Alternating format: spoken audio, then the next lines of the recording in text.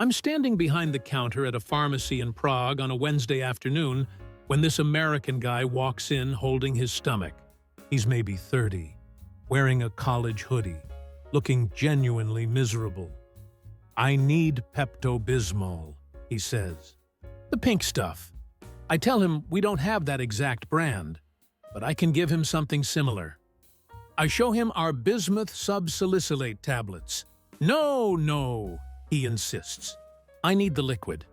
The pink liquid. That's the only thing that works." I explain we don't really do liquid antacids here. Most people use tablets. He stares at me like I just told him we don't believe in medicine. "How do you guys survive without Pepto?" he asks, completely serious. He eventually buys the tablets, but I can tell he's convinced Czech healthcare is stuck in the dark ages. All because we don't stock bright pink liquid in a bottle. Most channels would stop here with a funny story. I don't. I track these moments worldwide to show why they happen. If that kind of cultural decoding is your thing, you belong here. Subscribe before the next one drops. That same week, my cousin who works at a train station in Munich tells me about an American woman who missed her connection because she thought Gleis 7 meant Gate 7, not Platform 7. She spent 20 minutes looking for airport-style gates before asking for help. By then, her train was gone. Then there's my friend Sofia, a tour guide in Barcelona. She had an American couple absolutely refuse to believe that siesta is real. "Stores don't just close in the middle of the day," the husband kept saying. "That's not how business works." He stood outside a closed shop for 15 minutes, checking his watch, convinced they were just on a lunch break. It was 3 p.m. The shop wouldn't reopen until 5. My neighbor in Copenhagen works at a cafe. Last month, an American guy ordered a coffee, sat down, then came back to the counter confused. "Where's the cream?" he asked. "And the sugar packets?" She pointed to the single small pitcher of milk on the condiment station. "That's it?" he said. "Just milk?" He seemed genuinely disappointed, like he'd discovered Denmark had failed at coffee. He asked if they had flavored creamer in the back. They did not. These stories keep coming. Every week, someone I know has a new one. And the weird part? Most of these Americans aren't rude or stupid. They're just so convinced that the American way is the default setting for planet Earth. When reality doesn't match, they assume the rest of the world is doing it wrong. But that was just the beginning. I work front desk at a hotel in Wellington, New Zealand. It's a Tuesday morning, about 9 a.m., and I'm checking in an American family. Dad, mom, 2 teenage kids. They seem nice enough. The dad hands me his passport and asks, "So, what's the drive time to Sydney?" I pause. "Sydney, Australia?" "Yeah, we want to do a day trip tomorrow." I try not to laugh. "Sir, Sydney is about a 3-hour flight away. It's in a different country, across an ocean." He pulls out his phone, shows me a map. "But it looks so close." His wife leans in. "We could leave early, make a whole day of it." I explain that New Zealand and Australia are separate countries, separated by the Tasman Sea, which is over 1,000 miles of open water. The dad looks at the map again, zooms in, then out, then in again. He seems personally offended by the Pacific Ocean. "Well, that's misleading," he mutters. They ended up spending the next day at a local beach, but I could tell they felt cheated by geography. These moments always reveal something bigger, the mindset that geography should obey convenience. I break these patterns down every week. If you notice the same cracks in global logic, subscribe now and stay 3 steps ahead. 2 months later, I'm talking to my friend Yuki, who works at a ryokan in Kyoto. She tells me about an American college student who asked if he could pop over to China for the afternoon because he wanted to see the Great Wall. When Yuki explained that China isn't a quick trip, he said, "But they're both in Asia, right? How far could it be?" Yuki pulled up a map and showed him. Beijing is over 1,300 miles from Kyoto. He'd need a flight, a visa, at least 2 full days. The student looked stunned. "I thought Asia was smaller," he said. Like the continent had personally deceived him. My cousin Elena works at a tourist information center in Athens. Last summer, an American couple asked her for directions to the Colosseum. "That's in Rome," she said gently. They insisted they'd seen signs for it. Elena realized they meant the Odeon of Herodes Atticus, an ancient amphitheater in Athens. "But isn't it all the same thing?" the wife asked. "Like ancient ruins?" Elena spent 15 minutes explaining that Greece and Italy are different countries with different monuments. The couple left looking confused, like European history was some kind of elaborate prank. Then there's Ahmed, who works immigration at Dubai Airport. He tells me about an American businessman who got genuinely angry that his U.S. driver's license wasn't accepted as a valid ID for everything.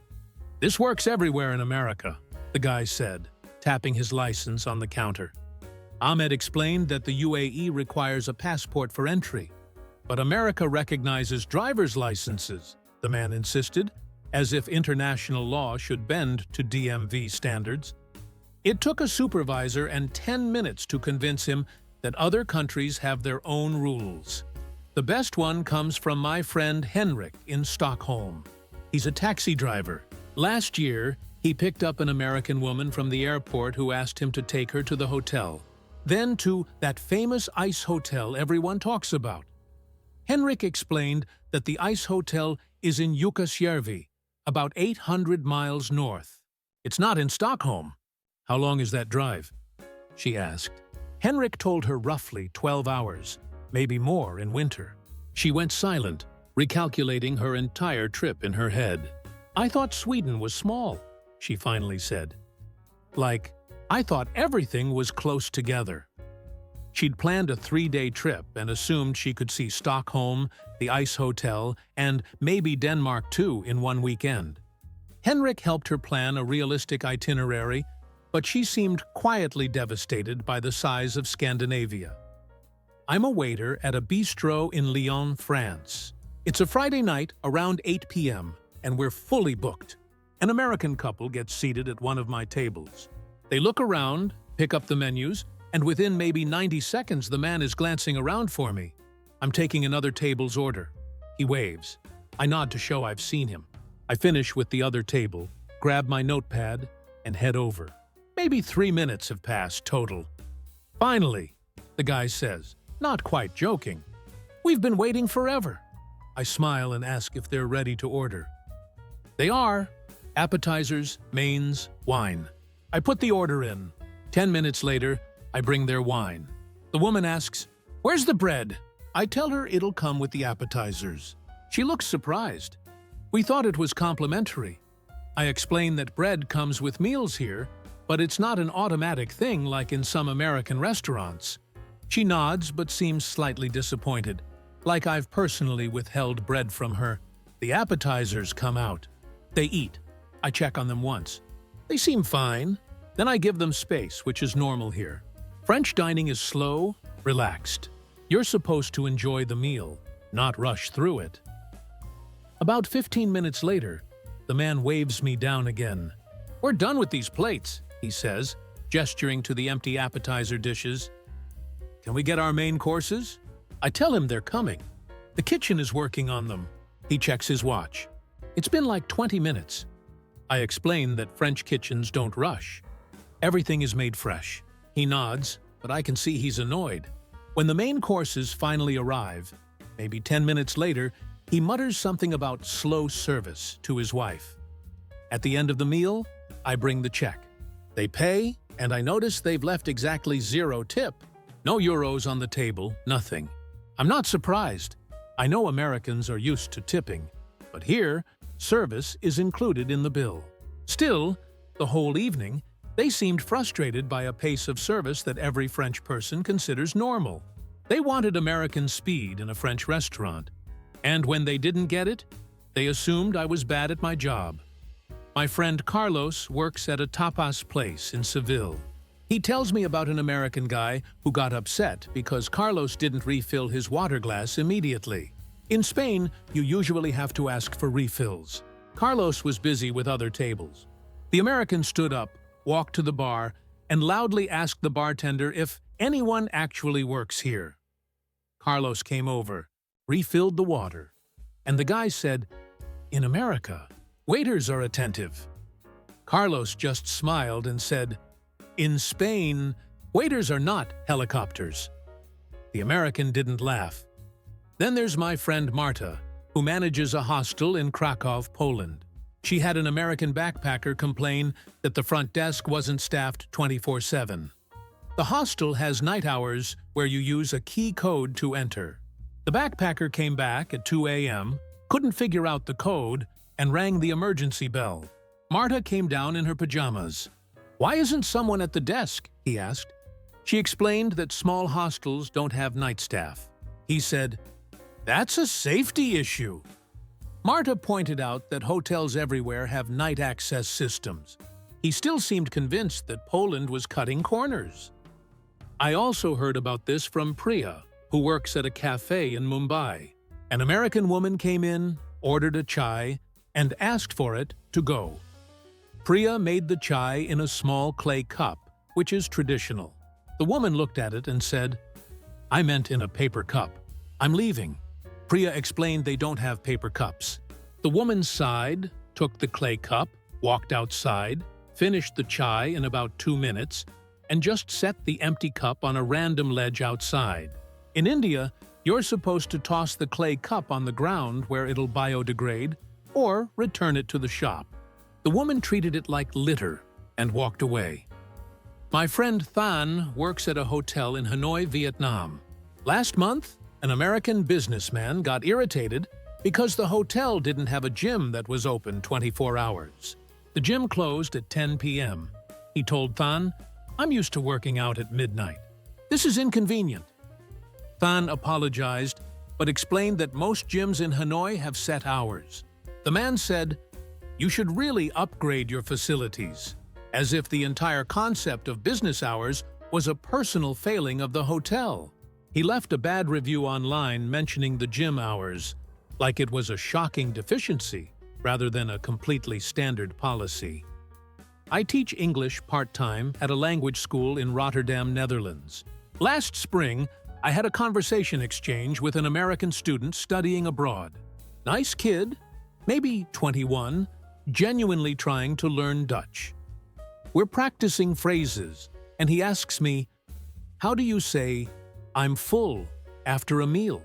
I tell him, "Ik ben vol." He repeats it a few times, then asks, "Wait, doesn't vol mean full, like a glass of water?" "Yes," I say. "It's the same word." He looks confused. "So you use the same word for being full of food and for a glass being full?" "Yes," he pauses. "That's weird. In English, we have separate meanings." I point out that English uses full the same way. You say "I'm full" after eating, and "the glass is full with liquid." Same word, different contexts. He blinks. "Oh, I never thought about that. It's such a small moment, but it sticks with me." He'd assumed English was the logical language and Dutch was the weird one, even though they work exactly the same way in this case. My friend Layla works at a post office in Amman, Jordan. She tells me about an American woman who came in with a package to mail. Layla asked her to fill out a customs form. The woman looked at the form and said, "This is in Arabic." "Yes," Layla said, "and English." "It's bilingual," the woman squinted at it. "Can I get one that's just English?" Layla explained that in Jordan, official forms are in Arabic and English. The woman sighed and said, "I just think it's confusing to have 2 languages on one form." As if Jordan should redesign its postal system to accommodate monolingual tourists. Then there's Akiko, who works at a train ticket counter in Osaka, Japan. An American guy came up to buy a ticket and asked, "Do you speak English?" Akiko said, "A little, yes." He immediately started speaking very slowly and loudly. "I need a ticket to Tokyo." Akiko understood him fine the first time. She sold him the ticket, but the whole interaction, he kept using this exaggerated loud tone, like volume equals clarity. She told me it's a common thing. Americans assume that if you don't speak perfect English, they need to shout. It doesn't help. It just makes everyone uncomfortable. My cousin Dimitri works at a museum in Bucharest, Romania. Last summer, an American tourist asked him where the bathroom was. Dimitri pointed and said, "Down the hall, on the left." The tourist thanked him and walked off. 2 minutes later, he came back. "I can't find it." Dimitri walked him there. The door had a sign that said, "Toaleta." "Oh," the tourist said. "I was looking for a sign that said restroom." Dimitri explained that in Romania, it's called a toaleta. The tourist nodded but seemed slightly annoyed, like the museum should have labeled it in English for him specifically. I also love this story from my friend Mateo, who drives a taxi in Buenos Aires, Argentina. An American woman got in and asked to go to the downtown area. Mateo asked which part, since downtown is big. She said, "You know, the main part, where everything is." Mateo tried to clarify. "Do you mean the Obelisco? Or maybe San Telmo?" She looked frustrated. "I don't know the names. Just downtown." Mateo explained that downtown doesn't translate the same way in every city. Buenos Aires has different neighborhoods, each with their own feel. She insisted there must be one central downtown. Eventually, Mateo just drove her to Plaza de Mayo, which is central and touristy. She seemed satisfied. But the whole ride, she kept saying things like, "Cities should really have clearer centers." The wildest one comes from my friend Ingrid, who works at a pharmacy in Reykjavik, Iceland. An American guy came in asking for Advil. Ingrid showed him the ibuprofen section. He picked up a box, looked at it, and said, "This isn't Advil." Ingrid explained that Advil is just a brand name. The active ingredient is ibuprofen, which is what's in the box. He stared at the box, then at her. "But I need Advil specifically. I don't know if this other stuff works." Ingrid told him it's the exact same medicine, same dosage, same chemical, just a different brand. He bought it, but he looked doubtful. Like Icelandic ibuprofen might be a knockoff version of the real American thing.